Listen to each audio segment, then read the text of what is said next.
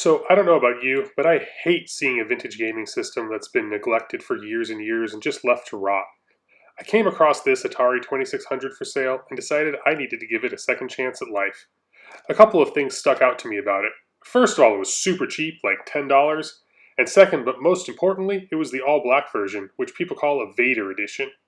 I didn't have one of those in my collection, so it seemed like a perfect opportunity. This photo here is what it looked like when I brought it home. As you can see, there's lots of dirt all over it. Probably spent decades sitting in an attic or a garage or a barn or something. There's a switch that's broken off, but other than that, the housing is actually in pretty good shape.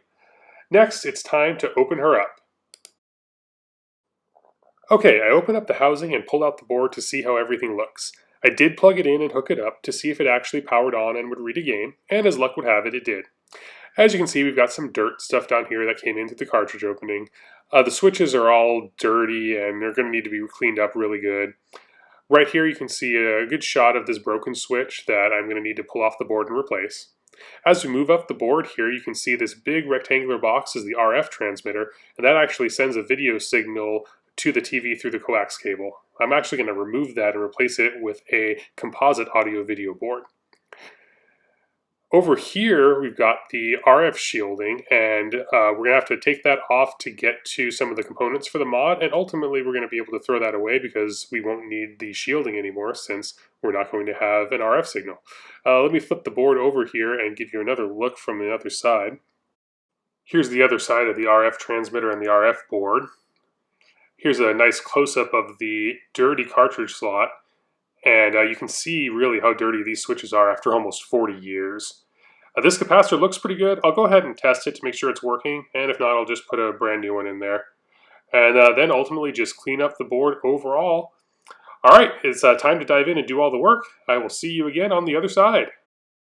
Okay, here we are a couple of days later, and the board has been cleaned, modded, and fully restored. As you can see right here, the RF transmitter is gone, and in its place we have a new Composite AV transmitter wired into the board. The 3 wires going up past the top of the board will connect to the new RCA jacks on the housing.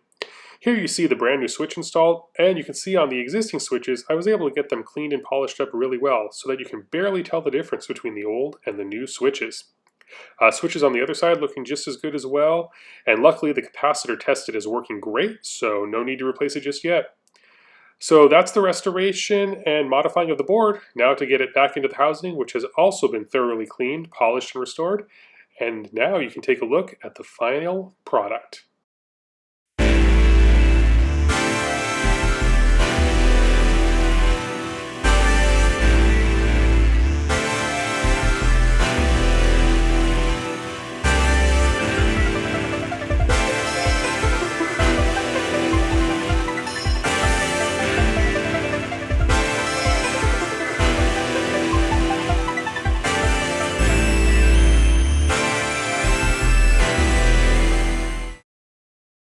Okay, the console is all hooked up. Now we just need to turn it on and see what happens.